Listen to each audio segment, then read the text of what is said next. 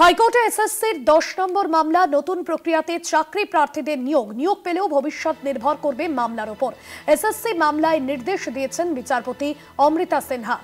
পীযূষ কান্তি নাগ রয়েছেন আমাদের প্রতিনিধি ফোন লাইনে। পীযূষ কান্তি, বিষয় কলকাতা হাইকোর্টের কি নির্দেশ? দেখো, এসএসসি 10 নম্বর প্রাপ্তি সংক্রান্ত মামলায় কলকাতা হাইকোর্ট পরিষ্কার জানিয়েছে, নতুন করে প্রক্রিয়াতে নিয়োগ পেলেও ভবিষ্যতে নির্ভর করবে এই মামলার ফলাফলের উপর। কমিশনকে বিজ্ঞপ্তি করে এই বিষয়টি জানানোর নির্দেশ বিচারপতি অমৃতা সিনহা।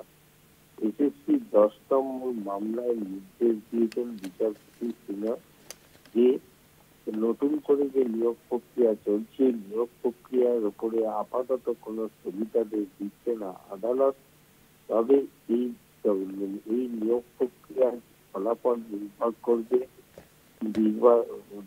করবে এসএসসি যে এই মামলার যে ফলাফল তার উপরে।